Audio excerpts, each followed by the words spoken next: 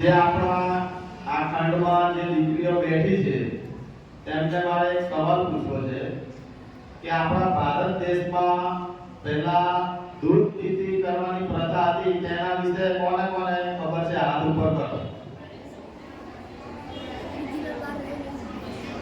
કોઈ દીકરીને ખબર નથી. આ દૂધ પીતી કરવાની પ્રથા એટલે શું ખબર છે? દીકરીનો જન્મ થાય એટલે તરત જ તેને મોટા તપેલામાં દૂધ ભરીને એમાં ડૂબાડીને મારી નાખવામાં આવે. આ આપણા ભારત દેશની જૂની પરંપરા કે દીકરીની કોઈ વેલ્યુ, કોઈ ઇજ્જત, દીકરીનું શું કામ છે એમ એવી માન્યતા હતી કે દીકરો મોટો થશે તો આપણું બુઢાપાનો સહારો બનશે, આપણો વંશ આગળ ચલાવશે. દીકરીને શું કામ પાળી પોષીને મોટી કરવાની, જાણે આપી દેવા માટે? આવી માનસિકતા હતી આપણા ભારત દેશની.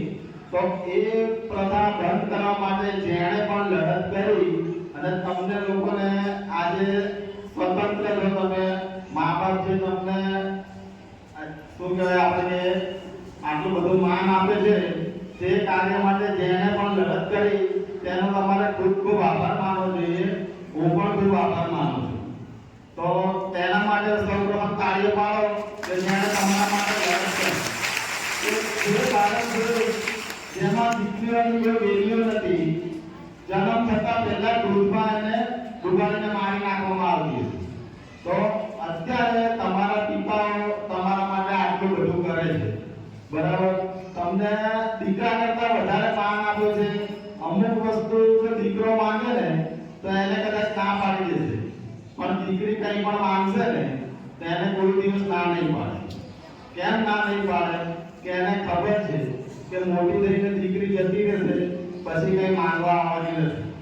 પેલી એક દીકરીએ હમણાં જે ગીત ગાયું ને તો મારું ફેવરેટ ગીત છે.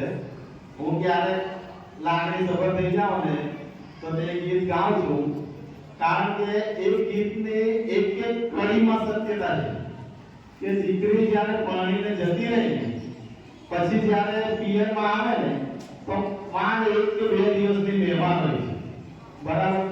પછી એને રોકવા માટે પણ છે ને હાલરડા ગાવા પડે છે. જે રીતે પેલી દીકરીએ ગાયું હતું, ઓ રે ઓ પારે વડા તું કાલે ઉડી જાજે,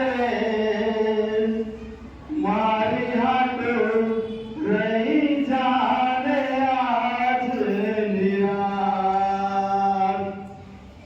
ઓ મારી હાટ રહી જાને આજ નિરાત.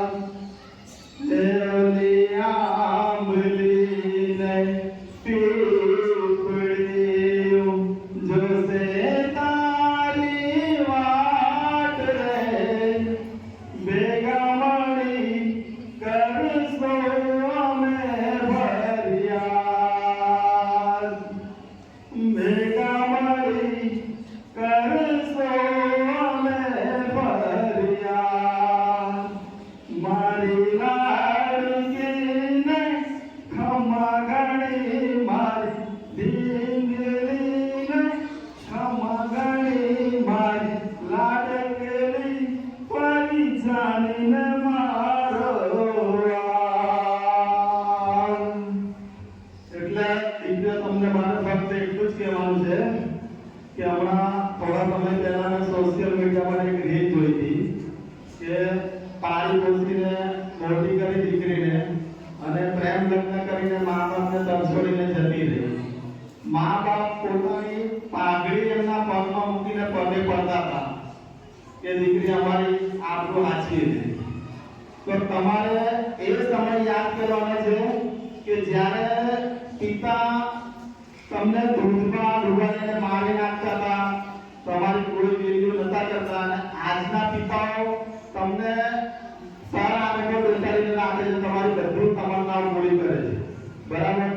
તમારે ક્યારેક ખરીદી કરવા જાય ને મમ્મી પપ્પા, તો એ લોકો જે વસ્તુને જે રીતે નિહાળતા હોય, જે રીતે ટટોળતા હોય, ભાવતા કરતા હોય, તેના પર તમારે ધ્યાન આપવાનું કે ઝીણી ઝીણી વસ્તુ માટે આટલું વસ્તુમાં પણ આમાં દાગ છે, આ જરા વધારે ખરાબ છે, તો જેવી વસ્તુ એટલો નિરખીને એ લોકો લેતા હોય તો તમારા જીવન સાથીને પારખવામાં એ લોકો ભૂલ કરશે ક્યારેય નહીં કરે. તો મહેરબાની કરીને તમને જે વાલ કરે છે, લાલન પોષણ કરીને તમને જે મોટા કરે છે, તો તમારો જીવન સાથી શોધવાનો હક પણ તેમને આપજો. તમને જિંદગીમાં ક્યારે પછતાવાનો વારો નહીં આવે, મારી ગેરંટી છે. બસ આજના માટે સમય ઓછો છે એટલે આવી જ જાઉં છું. જય માતા.